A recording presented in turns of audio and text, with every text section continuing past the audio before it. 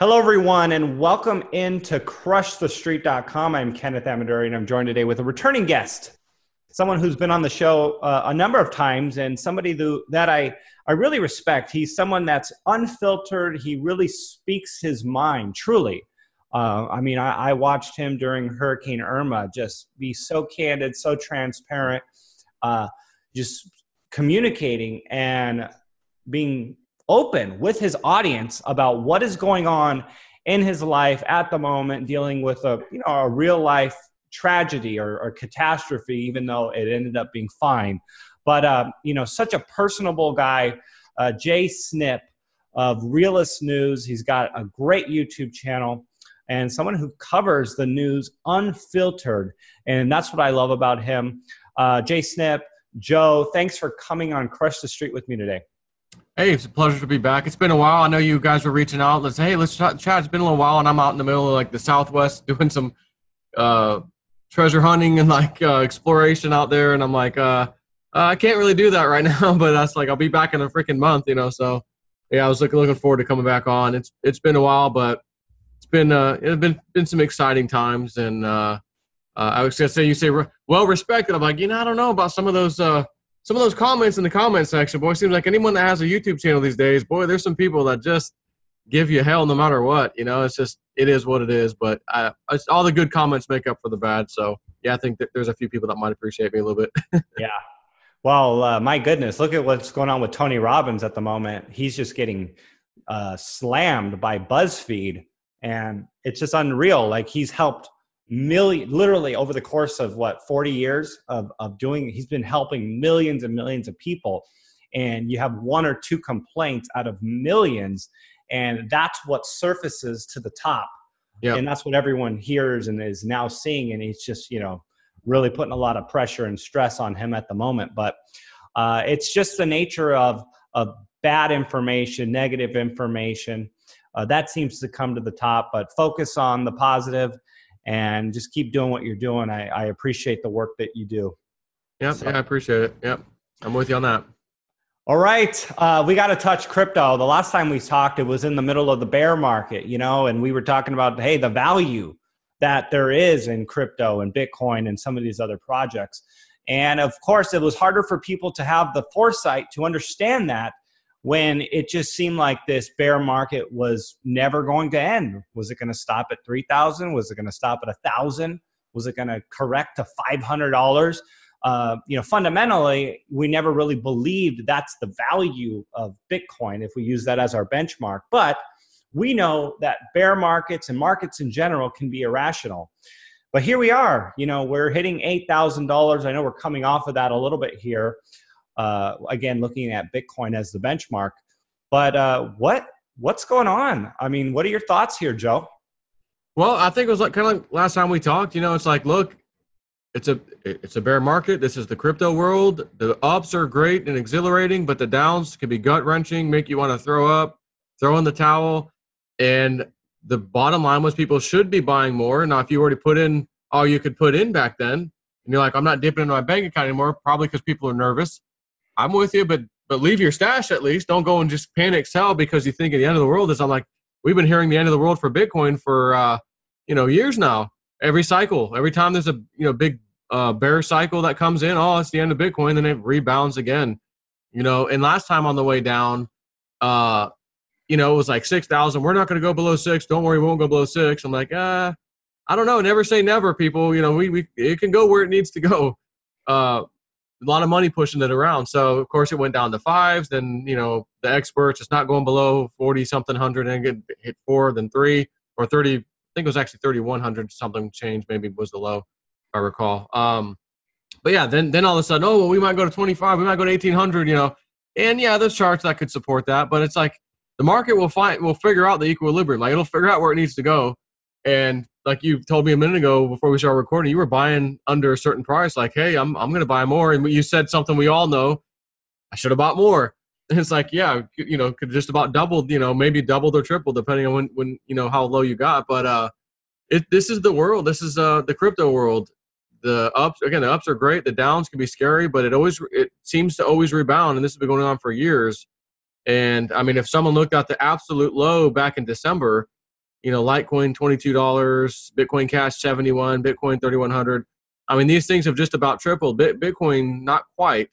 Litecoin's gone up 5 point something times. Bitcoin Cash was over 6.6, I think, or 6.5, somewhere around there, from that low to the recent high of around $450. Litecoin back over $100, currently 88. Like, it's back. It's going back. It's gonna go back where it was. And the other thing is, back in November of 2017, when the bull market really kicked in. I remember people arguing with me and Cliff High and some others. It ain't going triple digits. Litecoin, it's not going to happen. And Cliff High was very adamant. It's going to happen. Not only is it going to happen, it's going to happen by Christmas time. As soon as we started to get out of this November and into December, it's already at $100. So there's the triple digits. Goes to 200 rapidly, 300, 420. I think on Coinbase was the all-time high. And so why I'm telling everyone this is, then we had another year plus, slightly over a year of a bear market. But it was only $100 roughly in November. I'm just talking Litecoin now. If you look at Bitcoin, it was, 8, 9, 10,000. It got to 20 so fast, like it'd make your head spin. So it's like these things can happen in the crypto world, and there's huge money to be made. But, some people get a little aggravated because, it's just a speculative thing. And then others are, well, no, that's great. It's a speculative thing because everyone wants to make money. And if we can play a market and actually win for once, instead of playing with the big boys on Wall Street, like, hey, good for us. So I can see both sides of the coin. The bottom line is both people are going to win, I think, with crypto. The speculators will win. They're going to make huge profits as long as they don't get their emotions in the way like a lot of people did and sell out. And then the other people who want to see what the technology does for humanity, replacing antiquated systems, financial systems especially, even government accounting, those are I think that's going to come too. So then we're going to have a system where you can't hide anything anymore. James Comey and the FBI can't say, well, we had these messages or these memos and we lost them. Nope. If it's on the blockchain, it's there forever. So I think this could kind of force government to be a little bit better than they've been and are typically how they have been throughout history, where they become oppressive and start, going the wrong way, basically. This can kind of keep them in check, in my opinion. So anyways.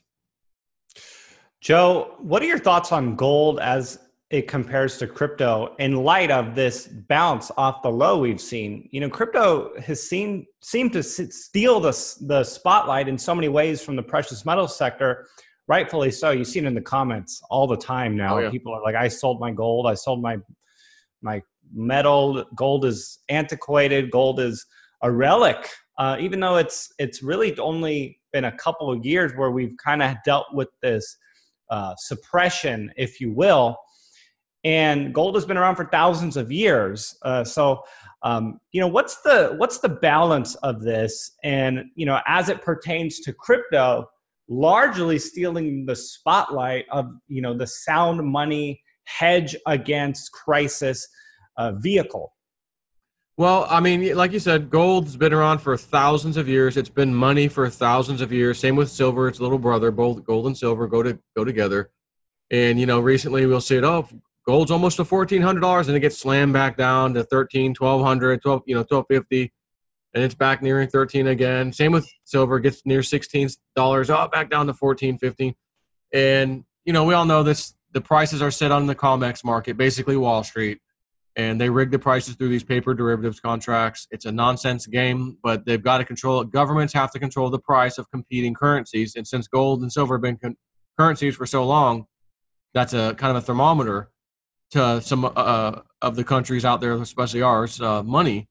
And if gold starts going up, it shows, whoa, you guys are printing too much money. Well, if you can control the thermometer, so to speak, well, then you can pretend that everything's fine and we're not printing that much money. But the interesting thing is in the crypto world, it kind of shows, the thermometer, but money can still come in and move it. We have things like Tether, which is not printed, but created by, Brock Pearson, some of those guys, and typically goes through Bitfinex exchange. And it's worth $1 each. And they've got 2.5 billion roughly of them out there. And there's been some conspiracy, of course, about, well, you've never shown that you had the backing of $1 for $1 with those things. And so my point of this, just briefly telling you that is, well, they may now have a way to buy and manipulate crypto with free money, free Tether that they create out of nothing, essentially. And now the New York Attorney General is looking into it and is basically putting a microscope on them, under them, or them under the microscope. So we may have some rough spots in crypto if this thing blows up with Tether and Bitfinex. The market drops pretty heavy duty on that news. But I will say, it wouldn't be the first time an exchange or some kind of issue like this has come up. Yes, they were always negative to the market. The market always dumped, but it always rebounded as well and went on to make newer highs. So if there is some corruption in this system, this crypto system, I'd like to see, like everyone else, get rid of this. We came here to get rid of you guys, and then you followed us over here, created this fake coin, and now, can technically move this market. But back to gold and silver, they're always going to be around. I mean, it was just recently, and I say that probably months ago, where I'm reading an article like, the central banks of the world have purchased more gold in, I don't know if it was a quarterly thing or the yearly thing, I don't recall now, but it was more gold than they've ever done in that same period of time ever before. So, I'm gung-ho about cryptos. I think there's going to be a place for cryptos. We're going to make money in cryptos. But apparently the governments of the world and these central banks are, for some reason, wanting a whole bunch of gold. So, I mean, is it possible that our system of finance, everything's going to be, backed by gold, a crypto backed by gold at some point, or some other, where the gold's the underlying asset, crypto starts getting used as money somehow? Not to say that the world governments are going to use Bitcoin or something as their currency. No government will ever give up its, as it's going to say, its sovereign duty to print its own money, because that's where all the control is. So they're always going to do that. But if they do go on some kind of crypto, that means the other cryptos are definitely legit, and people are going to probably be too late to the race, as typically happens. And the rest of us who got in early are going to be pretty happy. But I do think there's a place for both gold and silver. I was telling people a while back, if Litecoin ever dropped below $99 or $100, I may unload some of my silver. But when the time came and it did go down, I said, below 100, I'm like, no, I don't care. No, I can't. I got to keep my silver. Like that's my safety net, no matter what. Even if I could sell some and buy the super dip on crypto, like, nope, I don't want to do it. So I felt real strong about keeping it. So I kept my silver, and I just traded a bit with crypto in and out a few times this year. And so, yeah, I think there's a place for both, honestly. And I do think at some point, and I couldn't even throw a dart to tell you when, honestly, but I do think at some point we are going to see gold and silver go crazy high in price because of all the central bank printing across the planet. And even though they rigged the prices, there's going to be a point where I think it's just too obvious, too much, and things are going to, crap's going to hit the fan. So I want to be in crypto and I want to be in gold or silver at that time, and I am. So, it's interesting. You have these big companies now, Facebook, Starbucks, JP Morgan. They're starting to introduce their own crypto, their own token, their own coin, for their corporation, their network. And it's interesting because, for the disinterested, uneducated person, it's going to sound like a Bitcoin comparison, a Bitcoin copycat. I don't necessarily know what Bitcoin is, but I know who JP Morgan is, so I'll buy the JP Morgan coin. And it's interesting because I feel like these companies understand that the blockchain and digital currencies are going to be the future, and so they're going to take advantage of the optics of it and take advantage of it. And in some ways it's fine, but it's fiat, if you will, because they're just stable coins to go in and out of the ecosystem and be able to interact with loyalty and rewards and higher efficiencies, bypass American Express, bypass Visa and these different companies, and transact within the network with these tokens. But if we did have some hyperinflationary event, we already have the banks getting into this area of crypto, where I almost feel like they're going to be one step ahead to be able to salvage the situation and keep control over the money system, because that's something that they don't ever want to lose control of. And I feel like, the JP Morgan coin is an underlying attempt to stay in front of the trend from what's coming down the road. So any thoughts on that? Anything you want to respond to in regards to that?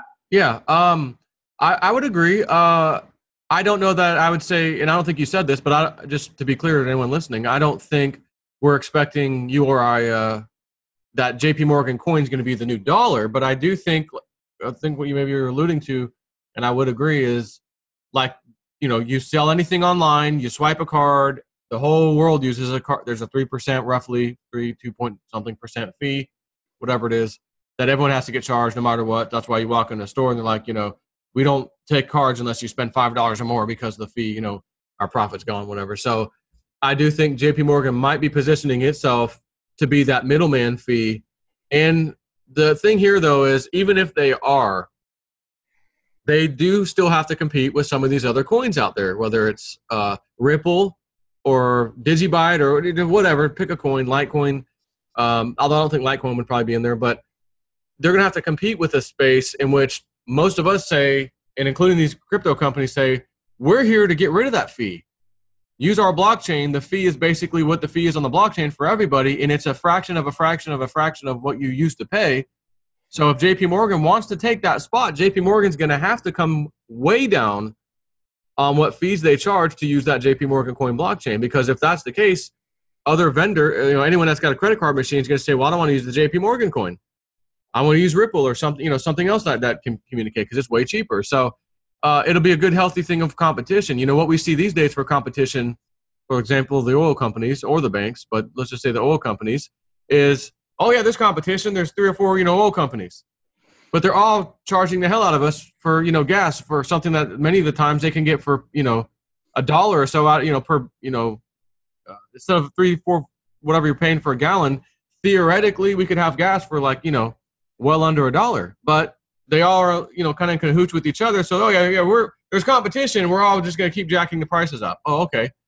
Kind of like when you get a loan in for your house, say, oh, we got 5 lenders. Well, they're all about roughly the same price, with the interest rates.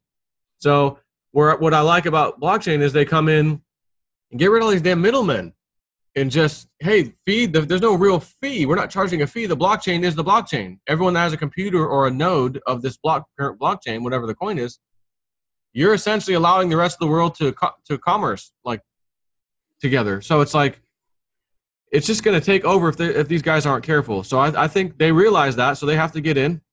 JP Morgan's got to get in and do something, but I don't, see like JP Morgan becoming the new Visa or MasterCard. And if Visa and MasterCard were smart, they'd be hurriedly creating something to replace it. But again, they're realizing we've had this little 2-3% fee we got to collect forever just to do nothing besides be a middleman, so to speak. And even then, like you're not using their phone lines. You're not using their internet fiber or whatever.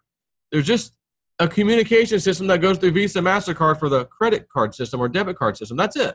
So it's like you're a middleman. You're not even really a middleman, and you're collecting this. So if you guys are going to continue to do that, you better, come way, way, way, way, way down on the fees. And again, just make your blockchain, show what your fees are and let us decide. Because again, if it's not good, we're going to leave. As far as countries, I do think countries at some point will issue their currencies on the blockchain, and it will be in my opinion, it will be their blockchain.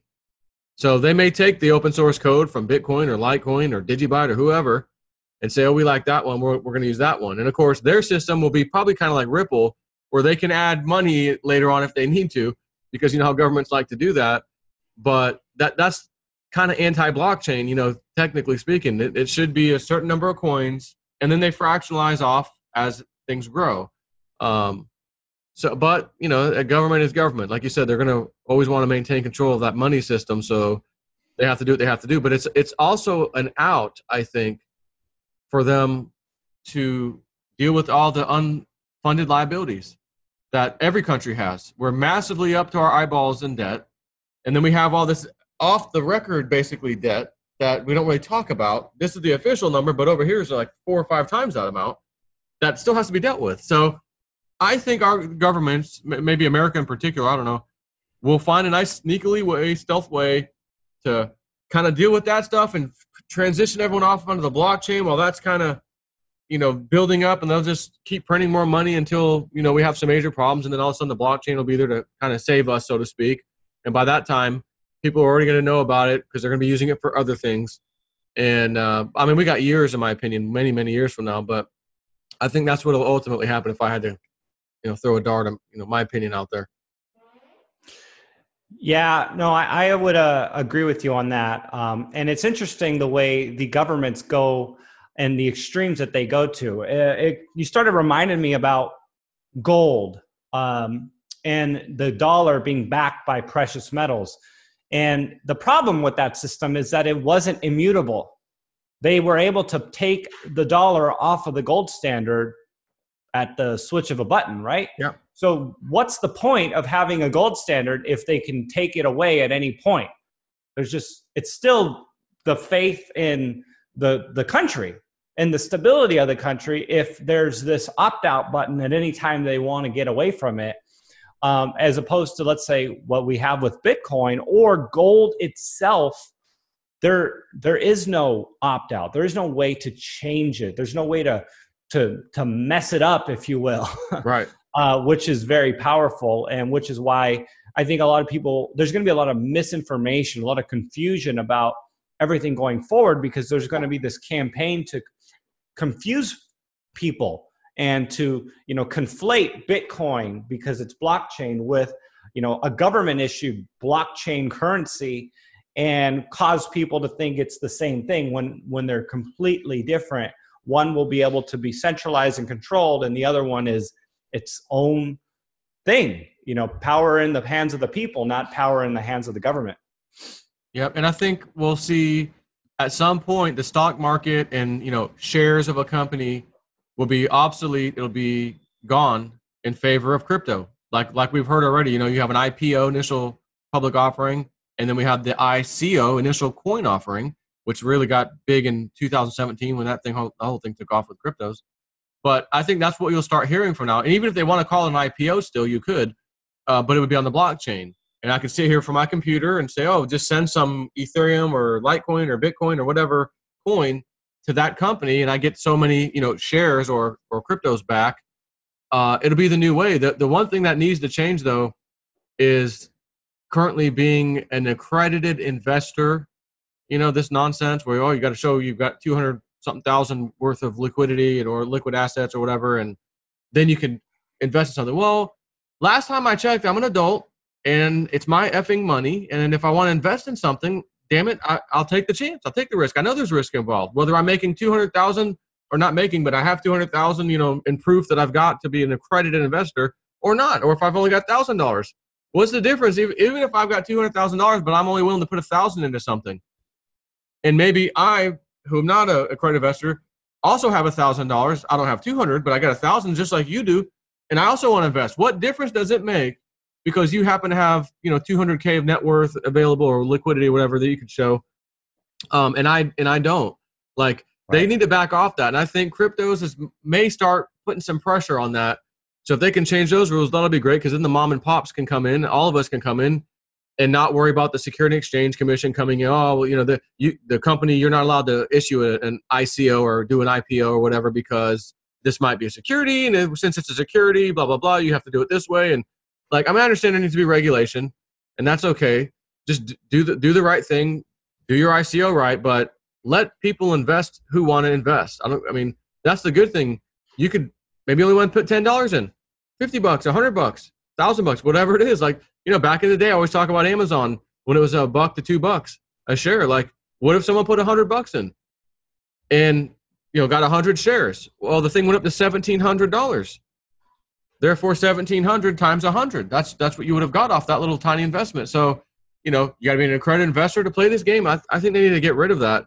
Let people, adults, you got to be 18 or whatever to invest, or your parents can do it for you. Just like they can go buy you a savings bond, earn almost nothing. I'd rather play with crypto. So anyways, that's kind of a little side thought I have, but let me comment on that. The accredited investor thing, I understand the underlying tenor to a certain degree. Okay, well, we want to protect people, but again, like you said, we're big boys, right? We can make our decisions for ourselves.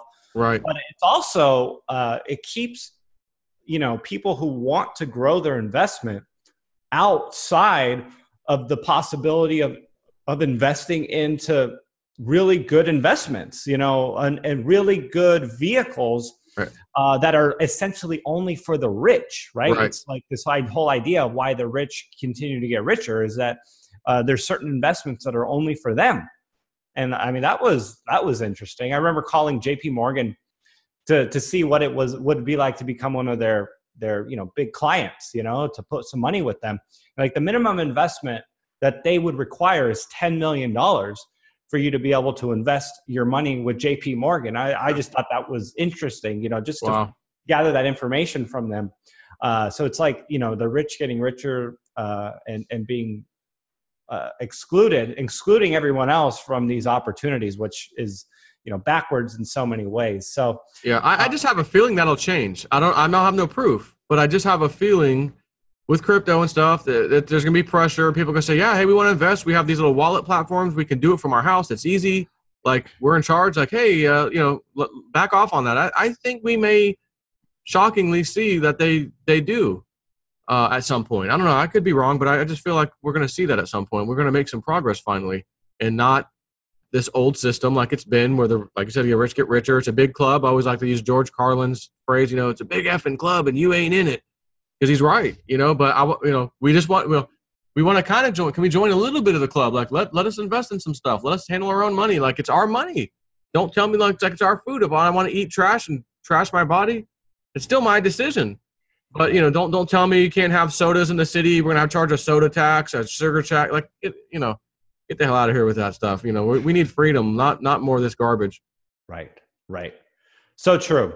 All right, let's talk about, last time we had this conversation, we did an interview. We were talking about the midterms, the chaos of the midterms.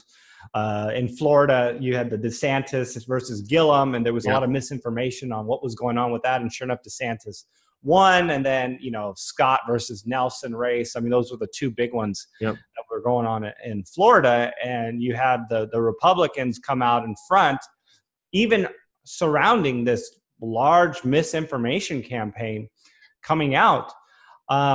So having said that, I mean, what are your thoughts on 2020 Trump? Trump got away, and I don't say that to berate him, but he was vindicated. There was no collusion with Russia, and the Mueller report proved that. Right. What is the implications of that, and is that going to continue to fuel the Trump fire that really swept the nation and is, arguably battling and fighting against the deep state? All right. So, I mean, Mueller, honestly, everyone knows Mueller already had all the information he needed, 18 plus months ago, way before the midterms. He had everything he needed. Nothing new came up. Nothing happened. So he just sat on it, basically, so that the midterms could happen. And the Democrats could pick up, hopefully, a bunch of seats, maybe win the Senate if they were lucky. They did not, thank God.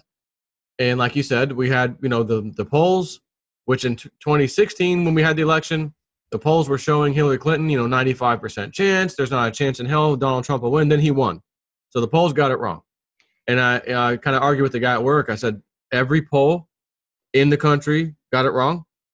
I mean, is there one poll for everybody? Well, no, there's more than one. And they all got it wrong. Yeah, it was just bad data. Okay. Then the midterms came. And like you said, those two candidates in Florida, for the Senate, I think, seat, and then the governor. And sure enough, the Republicans won. And the news told us again, oh, Gillum's got him by, 5-6%. Oh, he's up to 8% now. Same story with the Senate seat. It's like, and then, oh, we're going to do a recount. They do a recount. And actually, the Republicans had more. So they said, oh, Palm Beach and these are very liberal Democratic counties over here, Palm Beach and, what's the other, Broward. And they both, so we're going to recount. So they did. They both come back with more Republican votes. So they tell each other, don't turn these recount votes in until 2 minutes late, because then it's disqualified. We'll go with the original numbers because they were a little more in our favor. Unbelievable. So then we just had an election in Australia. And the polls there said, basically what we'll call the deep state system, that guy was going to win. Overwhelmingly. Oh, he's got this. Polls are in. This guy's got it. And then the votes actually came in, and he didn't have it. And the Trump, if you will, of Australia won. Now, they call him the liberal something party, but it's not the liberal party like we see in America. It's a different thing. But so you see all this. Again, it's the only trick that they can do. What else could they possibly do to trick you to thinking, oh, I'm not going to go out and vote. I've already lost. We already lost. That's all they got. So what do? They just keep doing it. They'll do this till the end. So when 2020 comes around, I'm going to make a prediction. I'll make a prediction here. as we lead up, we're in 2019, we're about halfway through, right? So 2020 is coming. We're going to be mostly through the 2020 year before the elections happen in November. So what I think we're going to see is deep state being taken down, arrests happening, Democrats in big, big, big trouble. Yes, there will be Republicans too, but overall, overwhelmingly, the Democratic Party will be in such serious trouble by the things that come out, proof that comes out, that nobody in their right mind is going to vote Democrat in 2020. It'll be a landslide vote for the Republican Party, in this case, Donald Trump. And I don't know if I'm going to make a prediction on this, but I'll just say it. I think we will see the largest margin that he won by, I don't know about ever before in the country, but more of a percentage will go to him than we've probably seen in a very, very, very, very long time. It'll be shocking how many people actually vote for him, because part of what he's going to do is get rid of the illegal voting, the double and triple and quadruple voting, and the illegal aliens coming in and voting. That's going to be dealt with. So I think we're going to see an absolute landslide in this coming election for Donald Trump. And both the House and Senate, I think, will overwhelmingly shift Senate. I mean, shift Republican. The Senate already is mostly controlled by the Republicans, but I think we're going to pick up even more seats in the Senate ultimately as these other elections come up too. And same with the House. As they come up, the midterms come up again and all that stuff, I think we're going to see the Republicans. Not to say that just because it's a Republican, they're the greatest guys, because we've got some pretty bad, jerk-offs as Republicans that typically will show their head every now and then. So some of these guys will be dealt with too, I think, and they'll be forced to resign, things like that. So I have faith Donald Trump will do what he's promised. He'll fix this country. He'll drain the swamp, and we'll get our freedoms back like they should have been before, 9/11, let's say, when all this crap started happening. They love to just stick the old national security stamp on everything. Hey, what about those FBI documents? Oh, no, that's not secret. Can't see that. Because if you saw it, you would see, oh, my God, you did have a conversation with this person. You said you didn't. You just lied to us. So they just say, well, it's a national security matter. We'll redact it all. And then you have to ask someone to unredact it. And the person unredacting it, if that's another deep state person, they're never going to unredact it. So it's like all of our freedoms, all of our ways of finding information have gone out the wayside since 9/11. So I do believe Trump knows some of these things. In my opinion, the conspiracy 9/11 may not have been what we were told. I also strongly believe that he knows Barack Obama's birth certificate was a complete fraud, because I remember, what was his name, that was calling him a few years ago and updating him, Jerome Corsi. Yeah, it was a Democrat that was actually brought that to everyone's attention. Everyone called it a racist thing. Right. Oh, yeah, right off the bat. And the other thing was, with Sheriff Arpaio, who was actually looking into the cold case posse, whatever you call them. So they looked into the birth certificate thing, and they brought him to Hawaii, and he said, we're finding there's actually something to this, and this is troubling. So we need to really investigate this. And they did. And what they've come up with is that the document we got to see from the White House, his birth certificate, is a complete fabrication, is a fraud. And because Corsi was talking to Trump, I'm certain Trump knows this, knows that our country, we were having a freaking takeover by a Muslim guy named Barack Obama, and he's numerous times has said, "Oh yeah, my Muslim faith." And one time, the news guy had to correct him and go, "You mean your Christian faith?" He goes, "Oh yeah, my Christian faith." Like, you don't mix that up on accident. You don't accidentally call yourself a Muslim if you're a Christian, and you don't call yourself a Christian if you're a Muslim. You don't make that mistake. It's like calling your daughter a son, which, by the way, he did twice. My two sons, my daughters. Like, I look at this stuff, and my conspiracy mind says, are these people like put together? Did they adopt the girls? Like, was this a put together family like made for America? You can't remember that you have $2. You're calling them sons. You called your wife Michelle Michael. Like, I would never accidentally call my wife if her name was Michelle Michael. You just wouldn't do that. So again, I think we've been hoodwinked. It's a fraud, and it's going to come out. And I'll say one other thing. There's a guy named Mark Taylor that swears he's gotten visions and things from God. He lives in Florida, former fire chief. And he says, I got it one time. He said, I saw the Supreme Court justices being picked by Trump. First, it was only going to be a couple. Now it's going to be at least 3 or maybe 5, he said. I forget. He goes, but one of the big things he said, when I was told, by God or whatever, his vision, he said, I saw that when two presidents, former presidents, are dead, the remaining three will be indicted at some point after that. So that would be a marker to watch for. Well, as we know, Papa Bush has died not too long ago. Jimmy Carter the other day slipped and broke a hip. He's very old, and we know what happens when the old people start falling and breaking hips. Typically, they don't live much longer. Just for whatever reason, it's just like almost like an omen, a sign. It just happens with elderly people. So is he about to pass the bucket here or kick the bucket months from now, a year from now? I don't know. But if that happens, I'm just going to tell people, look out, because you may be shocked if you do see, in fact, three presidents, which would be George Bush Jr., Bill Clinton, and Barack Obama.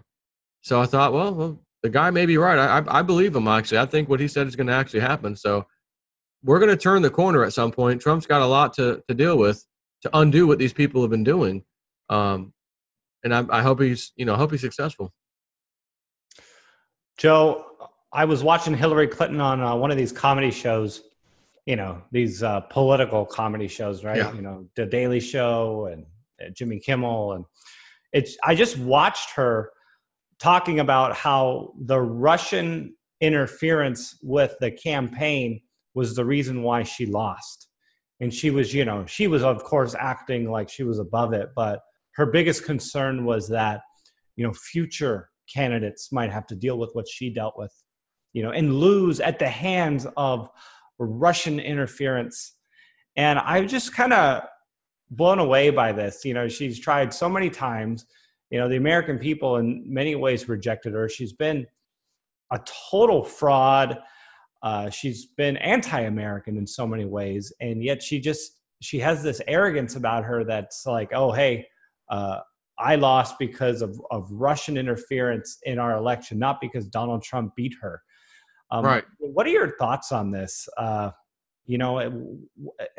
are the people, the American people who aren't tuned in, going to be educated and understand that so much of this stuff is just fabricated, and there's a narrative that is not being told?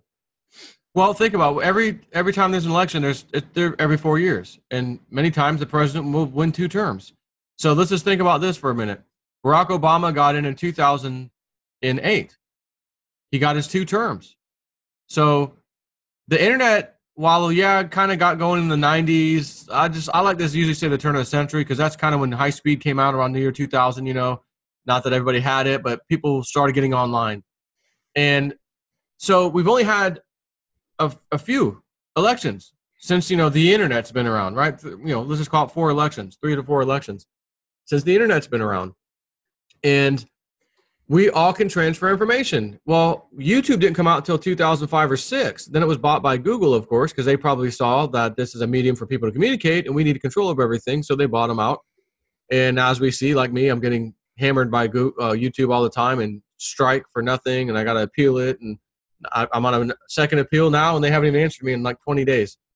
No comment, and usually they answer 2 to 3 days. So anyways, we now have people like me and you. We could sit at our desk like we are right now. Guys like Mark Dykes, who have over 1.5 million viewers, can sit at his kitchen table, as he likes to talk about, and say, oh, I just sit on my laptop. I don't have to have a big fancy CNN news story facility. I do it from my freaking house. I have almost no overhead, no fees besides my internet, electricity. So we can say things and show people things and say, well, hey, wait a minute. Here's a video of Barack Obama where he said, he was asked, what is your definition of marriage? And who's it between? And he said, a man and a woman.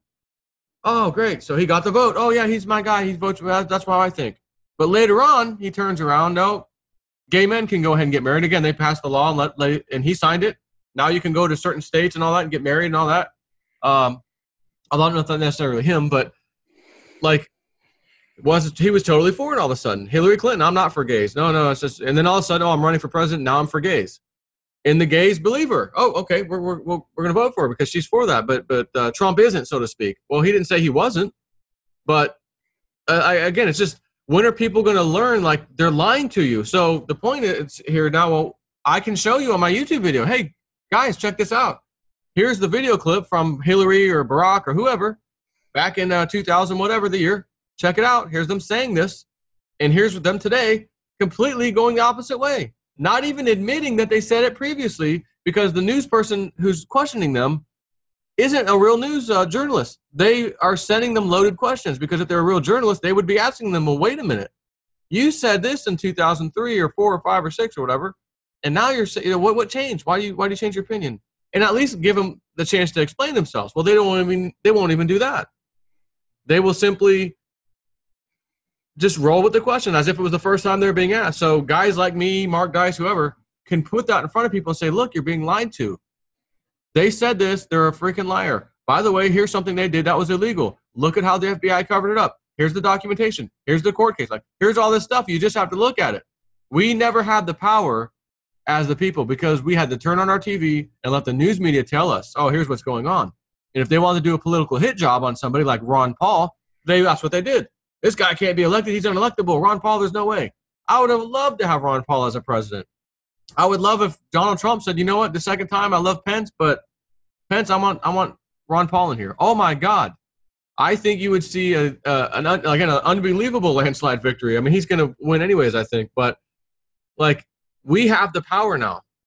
And that's what they don't like. And that's why I'm getting strikes on my account. That's why people who post one little thing, there's people who can go on Facebook, and someone just sent me a message the other day. He goes, Joe, I'm banned for 3 days on Facebook for writing this. And he simply said, it is a scientific fact that there's only 2 genders. Here's why, blah, blah, blah. And Facebook says, nope, that's bullying and harassment and this and that. You can't say that. So he wasn't even able to say what is a factual scientific piece of evidence he had that he wanted to just talk about. Nope, that's hate. That's a hate speech. So they will shut you up, and that's what's happening. They know Donald Trump's going to win. The Republicans are coming back like never before, and we have to get a grasp on this. We've got to shut up everybody, because they don't control the news anymore. They do, but that ain't enough. The news is falling. It's failing. They're getting the worst viewership they've ever had. So these guys on YouTube and on Facebook and on Twitter, these guys have hundreds of thousands or millions of followers. We can't allow them to speak, because they're going to kill our narrative. And we want to put in front of the people our narrative. So that's why they create all these new little backdoor rules, and there's hate speech and bullying and harassment and all this stuff. And then the next thing you know, you're offline just for talking, giving your opinion about something. Like, you could say, you know what, the news showed me a shooting or some mass casualty event today. I don't think I believe what I saw there. That doesn't make sense to me. You say that, gone. That's bullying and harassment. Well, who did I bully and harass? Oh, the people who lost loved ones that day. Well, again, my belief was that maybe what they told us wasn't exactly true, or at least part of it wasn't true. So why, again, they're wanting to shut you up because they don't want you to say what you have to say to get other people to start thinking, wait a minute, yeah, that was odd. Hey, wait a minute, that girl in that shooting video, she's been there 5 times in 5 other shootings across the nation. That's odd for one person to keep showing up, always crying on her cell phone and always in the front picture because she's so dramatic. Wow. So things like that. You just want to share with people like, well, I'm not saying this didn't happen, but guys, just look at this. And then all of a sudden, boom, bullying and harassment. You can't talk about that. Yeah. So I've left that alone. I don't even want to cover that stuff anymore. Right? What's that? DTube. That's that crypto blockchain. Or BitChute is another one. Yeah. But that's the other problem. You guys could just create your own platform. You're an IT guy. You could put up a video site. I mean, I could. Actually, I could. However, imagine having public access like everyone, it's fair for everybody to go in the main street and talk and commerce and whatever. And then you being told, you're being treated unfairly there while everyone else isn't. And you live in a free country. So you're like, hey, I got a problem with this. You're not doing that to them, or them, but you're doing it to me. And we're all doing the same stuff. Why are you picking me? So everyone says, well, if you don't like it, go create your own Times Square. Okay. So I go create my own public square out 50 miles away in the middle of the woods in a swamp. And I open for business. Come on in. And no one shows up. That's the platform where everybody's at. That's why we're there. It's the public gathering. We want to be part of the public gathering and talk and educate people and tell people things. And the club, doesn't want us doing that. So, just go create your own platform. It's like, well, I could, but no one's going to show up because no one knows about it. I don't have, $100 million to spend on advertising right? So go ahead. I just paused it. Let me get this. Sorry about that. Go for it. No problem. Can I pause? Yes, I can. Yeah, I think we were able to, that it should be pretty seamless. Okay, well, we're getting close to, I don't know, 40 minutes or so, 45 minutes. Yeah. Do you want to touch on anything else for this interview that kind of like a closing out of the conversation? I don't know. I would say, yeah, kind of. Like I said earlier, I kind of wanted a little treasure hunt and all that stuff earlier. And this last time we went out, we didn't do any of it. We were gone for nearly a month. Well, at this particular place, about 3 weeks total. And it got nothing done because all this like spiritual stuff was kind of happening, and we were being a part of it and asked to do some Indian ceremonies, and like, wow, this is really cool. And it kind of opens you up to really think like, wow, we're so focused on everything in our daily lives and electronics and all this technology, and we kind of forget about some of the past stuff. And all I would say to people is just be a little more open to certain things, things that maybe you can't explain or whatever, spiritually speaking, like be a little open to that. Maybe go do a retreat, go do even a yoga session. If you've never done yoga, it's kind of peaceful, even though you're exercising, so to speak. But look into some things. That's perfect. That's Joe. Let's start recording. I already was. That is perfect. I already was recording on my side. Sorry, I haven't recorded on my end.